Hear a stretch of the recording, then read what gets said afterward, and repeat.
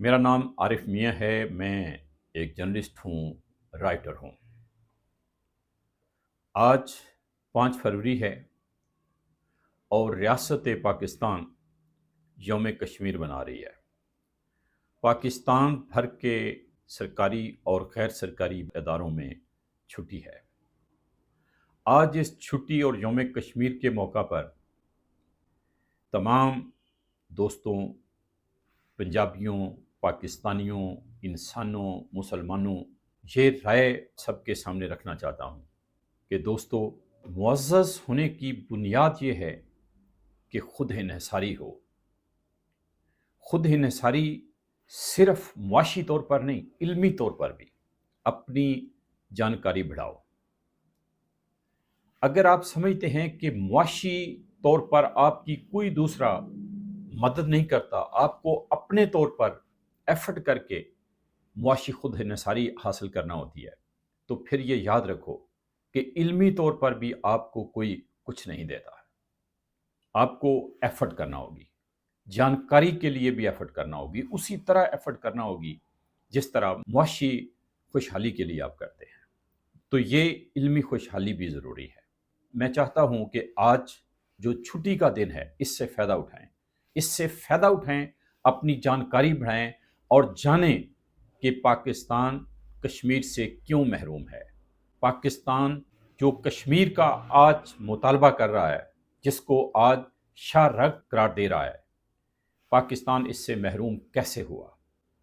India جب تقسیم ہوا اس وقت یہ مسئلہ حل کیوں نہیں ہو سکا؟ آیا یہ پاکستان کی قیادت کی کمزوری تھی؟ آیا پاکستان کی قیادت کی ترجیحات غلط تھیں؟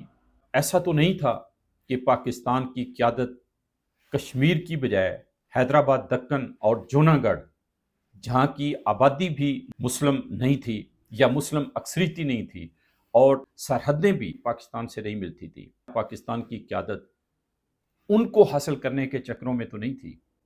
اس لیے کہ خاص طور پہ حیدرآباد بہت خوشحال ریاست تھی اور پاکستان کی قیادت نے اس بات کو اگنور کیا کہ کشمیر کو لیا جائے یا کشمیر میں مسلم اکثریتی آبادی ہے، اس کو پاکستان کا حصہ بننا چاہیے۔ آیا کبھی کوئی ایسا موقع بھی آیا کہ جب انڈین نیشنل کانگریس کی قیادت نے پاکستان کی آل انڈیا مسلم لیگ کی قیادت سے یہ کہا کہ ریاستوں کے عوام سے رائے لی جائے، اگر ریاستوں کے عوام یہ چاہیں کہ وہ پاکستان کا حصہ بننا چاہتے ہیں تو ان ریاستوں کو پاکستان کا حصہ بنایا جائے، اگر ریاستوں کے عوام یہ چاہیں کہ وہ انڈیا سے ملنا چاہتے ہیں تو ان کو انڈیا سے ملا دیا جائے۔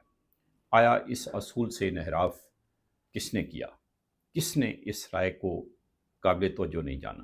اور اگر کشمیر میں ووٹنگ ہوتی، رائے شماری ہوتی، تو چونکہ مسلم اکثریتی ریاست تھی اور فرقہ واریت بھی تھی، تو زیادہ امکان تھا کہ کشمیر پاکستان کا حصہ بنتا، لیکن اس طرح پاکستان حیدرآباد، دکن اور جوناگڑھ حاصل کرنے کی خواہش پر کوئی قدم نہیں اٹھا پاتا تھا۔